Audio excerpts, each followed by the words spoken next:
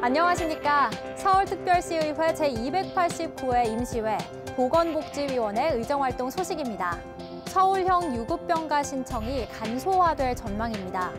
보건복지부 행복이음 시스템을 통해 불필요하게 여러 종류의 서류를 준비할 필요 없이 신청에 필요한 행정정보를 공동 이용하도록 한 건데요. 신청이 어려워서 이용하지 못했던 분들 참고하시길 바랍니다. 제289회 서울특별시의회 임시회 보건복지위원회의 의정활동 소식 지금부터 시작하겠습니다. 보건복지위원회가 8월 23일부터 9월 6일까지 15일간의 일정으로 열린 제289회 임시회에서 소관부서에 대한 각종 현안을 처리했습니다. 보건복지위원회는 소관부서인 여성가족정책실을 시작으로 여성가족재단, 시민건강국, 보건환경연구원, 어린이병원, 서북병원, 은평병원, 서울의료원, 공공보건의료재단, 복지정책실, 서울시 복지재단, 서울특별시 50+ 재단, 서울특별시 사회서비스원에 대한 주요 현안 업무 보고와 사업 진행 상황을 점검하고 행정사무감사 계획서 채택과 조례안을 심의했습니다. 임시회 기간 동안 심의 검토된 안건은 서울특별시 서울상상나라 운영에 관한 조례 일부 개정 조례안을 비롯해 서울광역자활센터 운영 민간위탁 동의안 등 모두 45개안입니다. 신규 사업으로 추진 중인 서울여성역사센터의 내용이 부실하다는 지적이 제기됐습니다. 지역 아동센터와 아동공동생활가정 종사자의 처우 개선 문제도 지적이 됐는데요. 이 밖에도 어떤 논의가 이뤄졌는지 계속해서 보건복지위원회의 의정활동 소식 살펴보겠습니다. 보건복지위원회가 변경되는 성평등위원회 구성 절차에 문제가 있다고 지적했습니다. 보건복지위원회는 지난 8월 30일 성평등위원회 구성 변경을 사전적으로 추진한 상태에서 조례 개정을 하는 것이 절차상 문제가 있다고 지적하는 한편 위원회 구성에 있어 일부 조정이 필요하다며 조례안을 수정 가결했습니다. 명백한 절차 위반입니다. 조례에 있는 근거를 무시하고 이미 집행하고 실행하고 이거 말이 안 되잖아요. 개정안에 포함된 개편된 성평등위원회는 이미 지난 1월부터 변경 운영되고 있는 상태입니다. 개정 조례안에 대한 내용 부실 문제도 도마 위에 올랐습니다. 연구를 한 적이 없어요. 이 조례를 가지고 연구를 안 한 거예요. 뒷장도 안 들춰본 거예요. 뒤에 조례 항에 다 다른 내용이 있는데 앞에서 그냥 또 쓴 거예요. 뒷장 들춰보지도 않고. 이에 대해 보건복지위원회는 성별영향평가위원회의 신설 및 시정의 성주류화 정책 확산 등을 반영하여 성평등위원회의 위원 구성, 분과위원회에 관한 사항 및 젠더 자문관의 업무 범위를 조정하는 내용 등을 담아 수정 가결토록 하였습니다.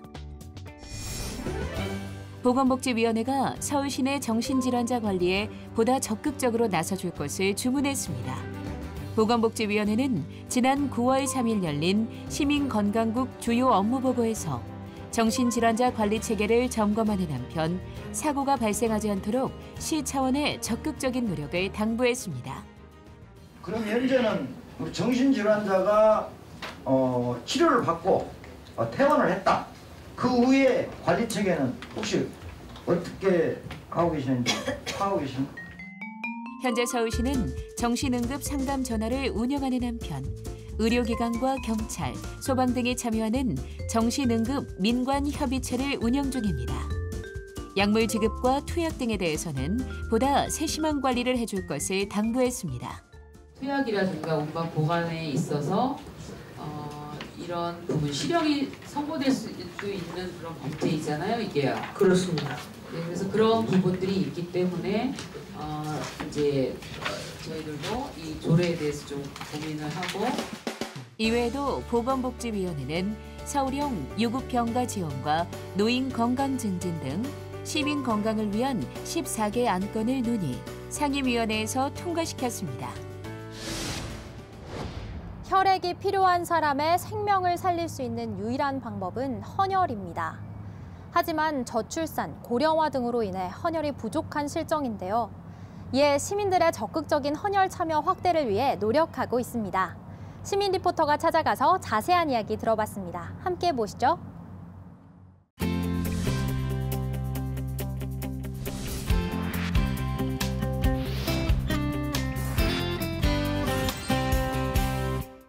이 수혈이 필요한 환자들을 살릴 수 있는 혈액은 이 헌혈을 통해서만 얻을 수 있다고 합니다.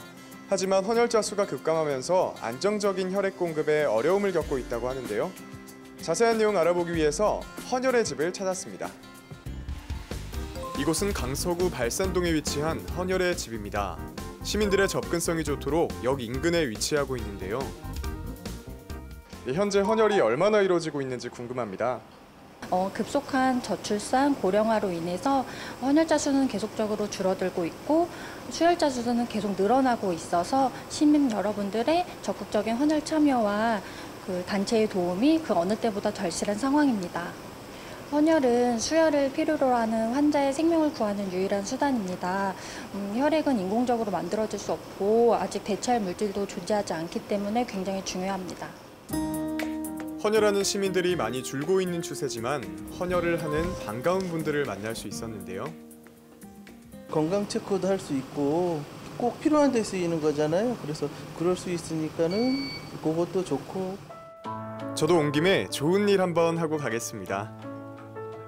오랜만에 하는 거라서 긴장도 되지만 생명을 나누는 일에 동참한다는 게 굉장히 뿌듯합니다. 저의 혈액으로 소중한 생명을 살릴 수 있다는 생각에 많이 뿌듯한 마음이 들었는데요. 이번을 계기로 저도 헌혈에 적극 참여해보려고 합니다. 헌혈 증진 및 헌혈 기부 문화 조성을 위해 서울시의회는 지난 9월 6일 서울특별시 헌혈 장려 및 지원에 관한 조례 일부 개정 조례안을 통과시켰습니다. 이는 지난해 12월 11일 헌혈 증진 및 헌혈 기부 문화 조성을 위해 특별시 등에서 헌혈 추진 협의회를 구성할 수 있도록 혈액관리법이 개정됨에 따라 관련 사항을 조례에 반영하기 위함인데요. 헌혈 추진 협의회는 헌혈 증진을 위한 홍보 및 헌혈 기부 문화 조성을 위해서 주민 단체 또는 공공기관이 참여하는 협의회로 규정하고 있습니다. 여러분 헌혈하고 가세요. 생명을 살리는 일, 사랑을 나누는 일 헌혈입니다. 헌혈의 수가 턱도 없이 모자란다는 말에 가만히 있을 수 없겠죠? 제가 헌혈 홍보에 나섰습니다. 이 헌혈을 홍보하는 일이 정말 쉽지 않은데요. 가족이나 친구, 연인과 함께 특별한 경험 하고 싶으신 분들 이제 어딜 갈지 무엇을 할지 더 이상 고민하지 마시고요. 생명을 살리는 일, 소중한 헌혈에 한번 참여해보시는 건 어떨까요? 외국인 주민과 다문화 가정에 대한 지원이 강화됩니다. 가족과 함께 장기 체류하는 외국인 인구가 지속적으로 증가하는 상황에서 외국인 주민 가족 지원과 가정폭력 피해자들에 대한 보호 및 지원을 강화하는 건데요. 지난해 서울시 외국인 거주자 수는 42만 명을 넘어선 상태입니다. 제289회 서울특별시의회 임시회 보건복지위원회 의정활동 소식은 여기까지입니다. 시청해주신 여러분 고맙습니다.